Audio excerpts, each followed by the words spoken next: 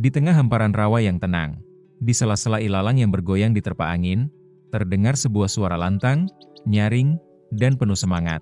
Suara itu bukan berasal dari burung besar nan gagah, melainkan dari seekor burung kecil yang dikenal dengan nama kerak basi. Meski tubuhnya mungil, suara kicauannya mampu menggema jauh, seolah menjadi nyanyian khas yang menghiasi ekosistem basah di Asia dan Afrika. Burung kerak basi, anggota keluarga Acrocephalidae, adalah penguasa senandung rawa. Ia hidup di balik lebatnya rumpun alang-alang, menyatu dengan alam, dan menjaga keseimbangan ekosistem dengan caranya sendiri. Hari ini, kita akan menyusuri jejak kehidupannya, menyingkap keindahan, rahasia, dan peran penting burung mungil bersuara lantang ini dalam sebuah perjalanan alam liar yang penuh cerita.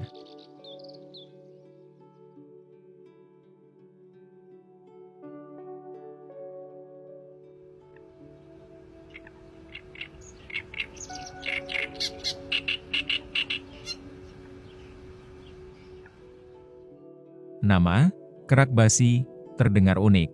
Masyarakat menamainya demikian karena kicauannya terdengar seperti suara berulang yang agak berkarat, mirip besi tua. Namun di dunia internasional, burung ini dikenal sebagai Clamorous Reed Warbler atau Acrocephalus tentoreus. Keluarganya, Acrocephalidae, adalah kelompok burung pengicau yang ahli beradaptasi di semak, rawa, dan padang rumput tinggi. Nama boleh sederhana, tapi suara dan perannya dalam ekosistem sama sekali tidak sederhana.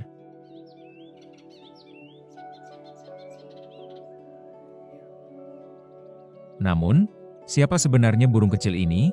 Jika kita melihat burung kerak basi dari dekat, kita akan menemukan sosok mungil yang sederhana, namun memiliki keunikan tersendiri.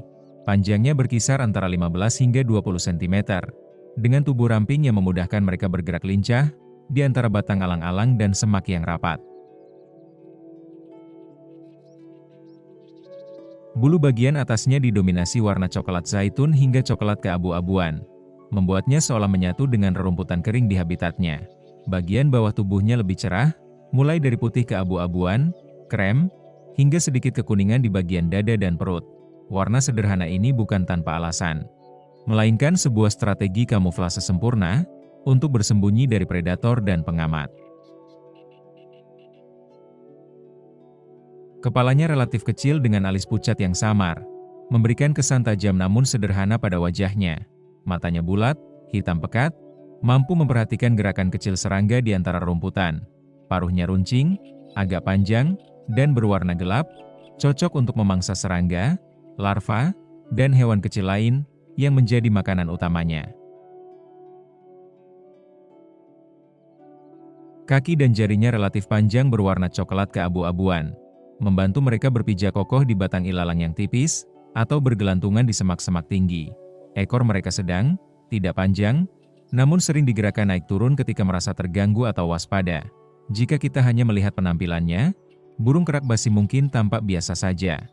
Tanpa warna cerah, tanpa corak mencolok, namun justru di balik kesederhanaan fisiknya, tersembunyi identitas paling kuat, suaranya.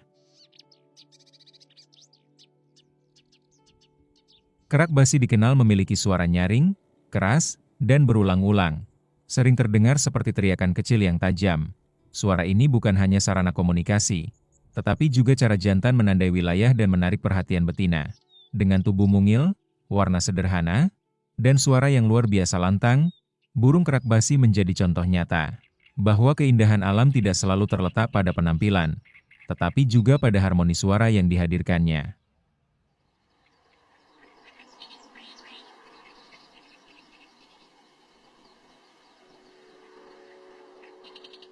Kerak basi adalah penghuni setia rawa, danau, sungai, serta semak tinggi di sekitar air. Mereka tersebar luas mulai dari Timur Tengah, Asia Selatan, Asia Tenggara, hingga Indonesia. Di tanah air, kerak basi banyak ditemukan di Jawa, Sumatera, Kalimantan, hingga Sulawesi. Keberadaannya kerap terabaikan, karena ia lebih suka bersembunyi di balik semak rapat. Namun jika kita sabar, kicauannya yang keras akan menuntun kita menemukan sosok mungil itu.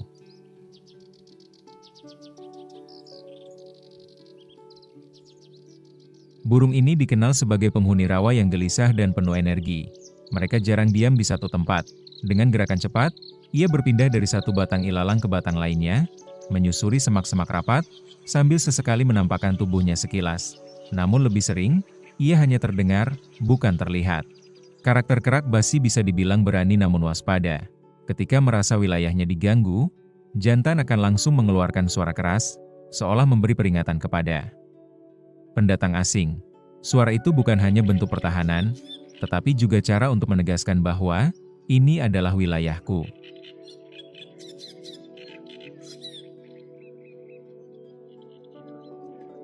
Di musim kawin, sifat vokalnya semakin menonjol. Kerak basi jantan akan berkicau tanpa henti dari puncak alang-alang, mengeluarkan suara keras dan berulang, sebagai cara memikat betina sekaligus menyingkirkan pesaing jantan lain. Suara khasnya sering digambarkan sebagai teriakan kasar, keras, dan monoton, dengan pola krek-krek-krek yang berulang-ulang, hingga terdengar seperti suara mesin kecil yang tak henti berputar. Masyarakat kita bahkan mengibaratkan suaranya mirip suara kerak nasi yang digosok atau dibakar, dan dari sinilah nama kerak basi berasal. Bagi para peneliti burung, suara kerak basi menjadi penanda penting. Di habitat yang penuh alang-alang lebat, sulit untuk melihat tubuh mungilnya, namun cukup dengan mendengarkan kicauannya yang keras dan khas, kita bisa memastikan keberadaannya di suatu wilayah. Dengan karakter vokal yang begitu dominan, kerak basi menjadi salah satu contoh burung rawa yang lebih dikenal lewat suara ketimbang rupa. Ia adalah penyanyi alami alam basah, yang setiap hari memenuhi rawa dengan lantunan. Nada sederhana, namun lantang dan penuh tenaga.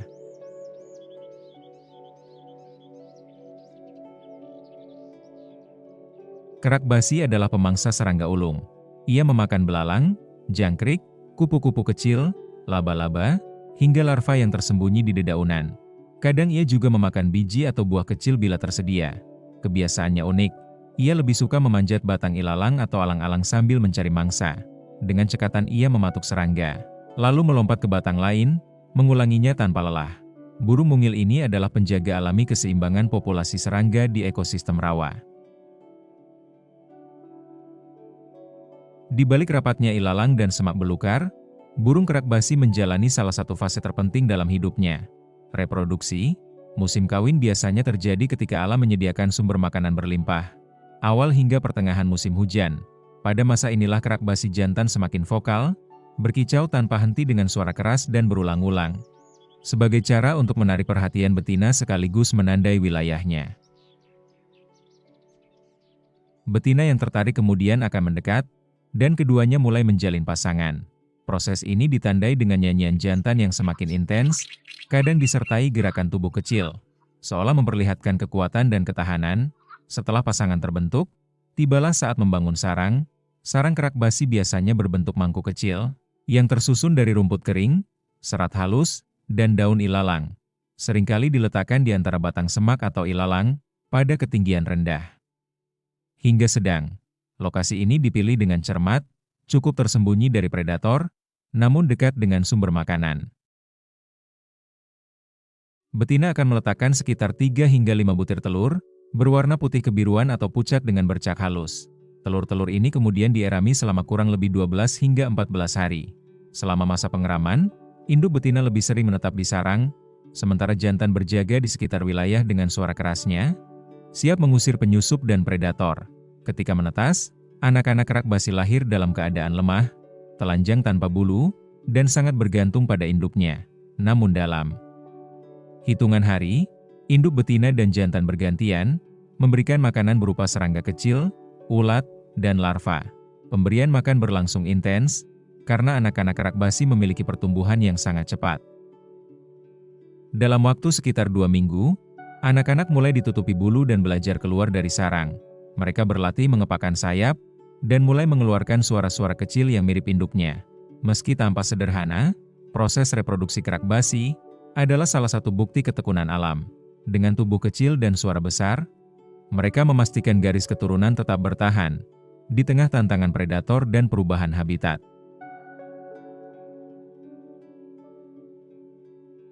Kerak basi adalah bagian penting dari ekosistem rawa. Dengan memangsa serangga, ia menjaga keseimbangan populasi. Dengan kicauannya, Ia menandai keberadaan ekosistem yang sehat. Hilangnya suara kerak basi bisa menjadi tanda bahwa rawa atau sungai sedang terancam. Ia adalah indikator alami bagi kesehatan lingkungan.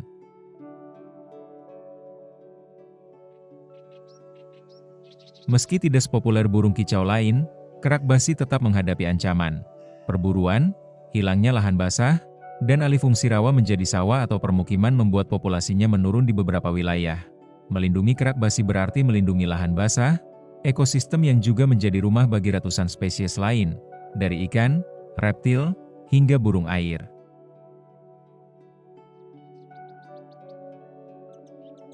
Kerak basi. Burung kecil dari keluarga Acrocephalydae, sang penyanyi tak kenal lelah dari semak belukar. Dalam tubuh mungilnya, ia mengajarkan kita tentang ketekunan, cinta, dan peran kecil yang menjaga keseimbangan besar. Di antara riuh dunia, suaranya mengingatkan kita bahwa harmoni sejati datang dari alam. Dan selama kerak basi masih bernyanyi, hutan, rawa, dan kehidupan masih tetap berdenyut.